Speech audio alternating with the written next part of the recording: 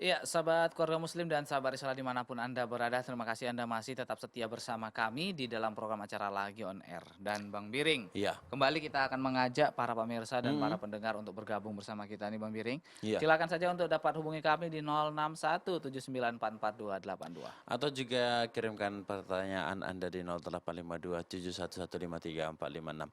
Ya, Tadi pembahasan kita tadi udah sampai mana, Mat? baru sampai salam. Salam ya? Ya, Ya, Belum selesai? Udah tuh sudah? udah belum set salam ya tadi? cukup saya Udah, kira. Cukup ya? kita masih yang ketiga Biar, nih. biar masuk kita ini ke pertanyaan Pak Ustadz nih ya. Oh, ada SMS?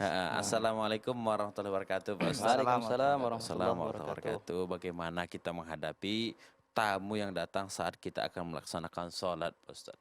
Ya, Ah, betul betul. Nah, itulah terkait nanti ada waktu ya, waktu-waktu yang memang kita dilarang untuk bertamu. Ya, mm-mm. ada waktu-waktu yang memang kita dilarang untuk bertamu. Salah satunya adalah waktu di tengah hari. Di mana tengah hari itu adalah waktu orang-orang lagi sedang beristirahat dan lain sebagainya. Kemudian waktu di malam hari ya setelah Isya itu juga termasuk yang dilarang untuk bertamu sebetulnya. Ya, karena waktu itu orang sudah mulai beristirahat tidur. Iya betul. Jadi waktu-waktu istirahat ini adalah waktu-waktu yang sebetulnya kita dilarang untuk bertamu. Ada 3 waktu. Kecuali dapat izin. Iya. Ya, kecuali dapat izin dari yang punya rumah. Nah, kalau kita sedang sholat, kemudian tamunya datang. Pertama kalau dalam keadaan sholat, maka kita keraskan takbirnya. Ya, keraskan takbir memberitahu bahwasanya kita sedang dalam keadaan sholat. Boleh Ya, set ya? boleh. Misalnya ada orang tamu kita dengar salamnya, maka kita ketika menggerakkan takbir, keraskan suara takbirnya. Agar memberikan tanda bahwasanya kita ada hanya mungkin dalam keadaan sholat begitu. Iya, iya. Dan orang yang bertamu tadi seperti kita katakan dia hanya mengucapkan 3 kali salam saja. Kalau dia lihat tidak ada, ya sudah dia tunggu sejenak begitu. Kalau memang dia sudah tahu yang di dalam sedang sholat begitu. Begitu saja kira-kira. Oke, kalau memang masih belum iqomah ya kita ajak sholat kan begitu, Mat? Iya, Ya betul. sholat lah gitu ya. Nah, lanjut lagi pertanyaan berikutnya, Ustadz, cukup penting ini. Assalamualaikum Pak Ustadz. Waalaikumsalam warahmatullahi wabarakatuh. Ana mau bertanya, apa maksud ya kalau kita bertamu itu kita harus membutakan mata dan mentulikan telinga. Terus bagaimana kalau ada yang bertanya tentang keadaannya? Syukran Ustadz. Baik. Ini termasuk nanti ada poin yang kita ingin sampaikan bahwasanya ketika seseorang berada di rumah orang yang dikunjungi, maka tidak boleh ngintip-ngintip dan tidak boleh melirik-lirik. Nah, ini masuk Iya. ke situ poinnya. Jadi memang adab seorang muslim ketika bertamu rumah saudaranya tidak boleh celinguk celingak-celinguk Oh, gitu. iya. Jelalatan. Tengok sana, tengok sini. Nah, itu harusnya tidak boleh begitu. Iya. Nengok pintu ke dapur, siapa aja di dapur selalu begitu kan. Nah, ini tak boleh. Adab sebagai seorang muslim bertamu ya udah sekedarnya saja berbicara sama yang tuan rumah begitu. Karena tidak semua orang itu suka diperhatikan seperti itu ya. Iya, Jadi begitu juga tadi bahasa tadi maknanya benar. Maksudnya kalau kita masuk ke rumah orang itu, masuklah dalam keadaan buta dan begitu kita keluarlah dalam keadaan bisu. Oh, Ya. iya betul. Artinya jangan kita membuka aib orang. Ya. Masuk dalam keadaan buta dalam artinya jangan cengak-cengok, jangan pandang kiri, pandang kanan, jangan intip sana, intip sini begitu kan. Iya betul. Nah, keluar dalam keadaan bisu, ya maksudnya kita jangan mengumbar apa yang ada di rumah mereka begitu yang Iya, yang betul. kemungkinan kebetulan kita lihat bisa begitu. Mm-mm. Jadi secara makna itu tidak ada masalah benar itu. Apalagi pengen diajak room tour. Itu Bang Biring. Room tour itu diajak keliling ruangan.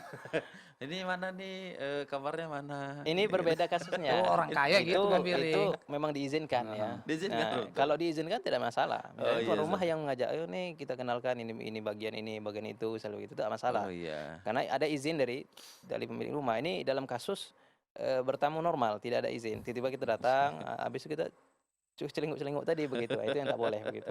Ya, kalau rumah kita ya udah tahu. Di Ah, sana dapur udah nampak dari ruang tamu. betul. Karena begini, Man. Ada juga itu tadi kalau misalnya ceritakan aibnya, Bos, ya, aibnya. Ada juga yang menambah masalah, Pak. Man. Apa itu? Ketika misalnya istri nih, pengalaman kita nih kan, istri kita bertamu ke rumah temannya. Pulang-pulang, si Fulana itu udah punya TV 40 inci loh, kita 1 inci pun belum ya. Ini kan jadi menambah masalah. Iya, itulah makanya hal-hal itu kadang-kadang sepele, Iya. tapi ketika dia tidak laksanakan sesuai dengan tuntunan syar'i, ya itu jadi masalah dia, Oh, gitu ya. mengundang-undang masalah gitu. Oh Nah, gitu. kita lanjut ini Pak Ustadz, ada pertanyaan lagi. Ustadz, saya ada teman dari handphone, ya, tapi belum pernah bertemu. Maksudnya berkenalan di sosial media kan. Nah, mereka ingin datang ke rumah saya. Saya selalu silakan, tapi saya juga mohon kepada Allah agar mereka tidak jadi datang.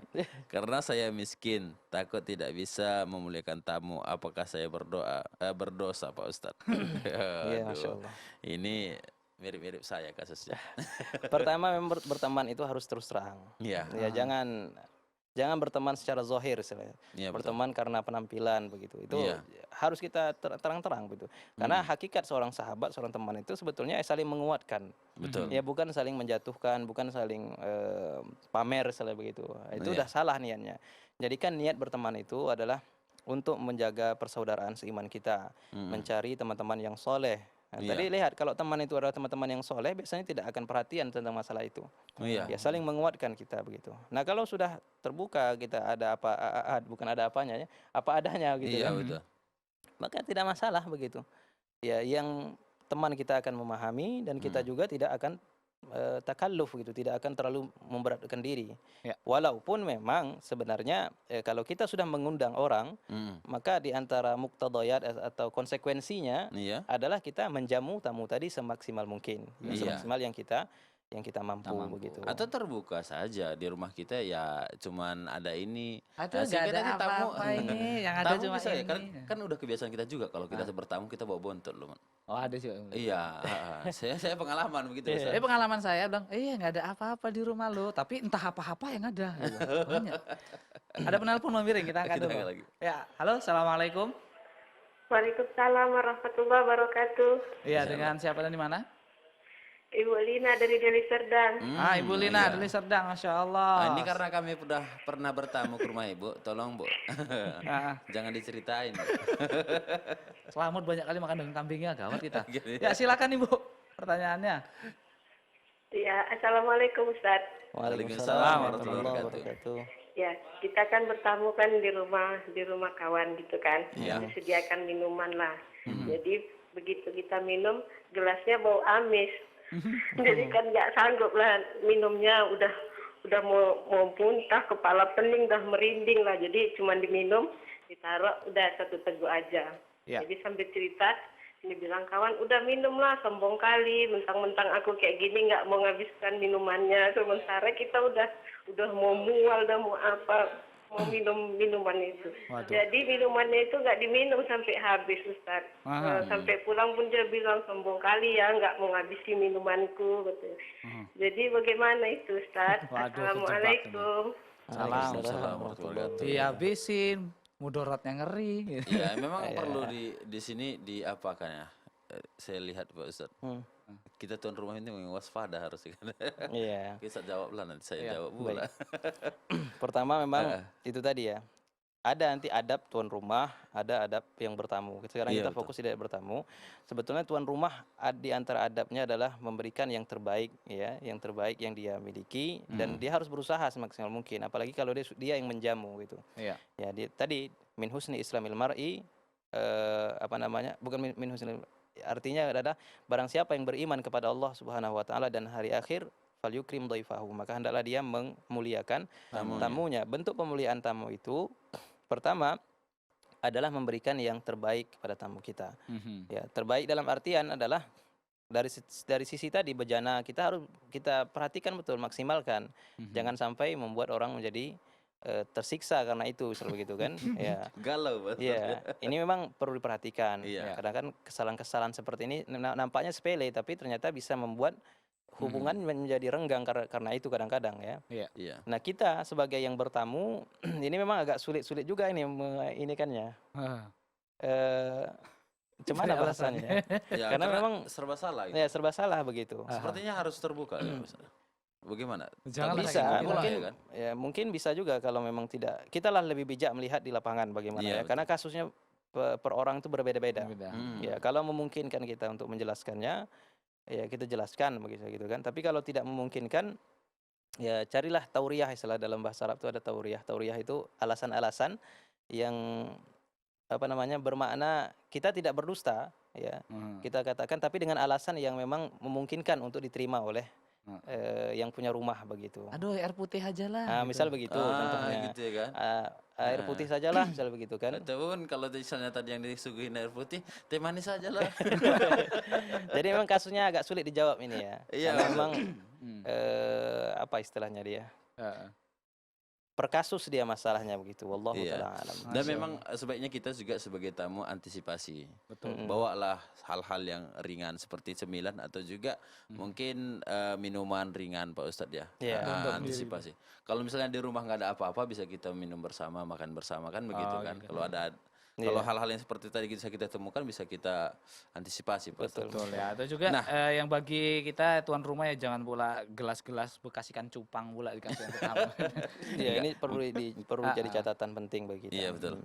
Ya karena kan ini termasuk ibadah ya. Pastilah syaitan selalu melakukan sesuatu di sana kan. Iya. Bukan hanya kehilafan kita. Ada lagi pertanyaan Om Biri? Begini, ini pertanyaan dari saya. Kegalauan sering terjadi yaitu ketika kita bertamu ke saudara-saudara kita yang non Muslim, Pak Ustaz. Terutama daerah kita sana kan, Ustaz pernah merasakan kan. Nah, ya itu ada kegalauan ini bejananya bagaimana, kan begitu kan? Apakah sudah terkontaminasi dengan kerbau pendek atau bagaimana kan begitu? Itu bagaimana Ustaz? Adab kita ketika bertamu untuk masalah yang ini, Pak Ustaz. Ya, itu masalah-masalah yang kontemporer juga sebenarnya. Pertama memang secara umum ya kita dalam menggunakan bejana ada bab khusus dia biasa di fikih itu menggunakan aniyatu kufar kan, menggunakan bejana-bejana orang-orang yang bukan Islam ya, baik itu dia musyrik ataupun Nasrani dan lain sebagainya lah begitu.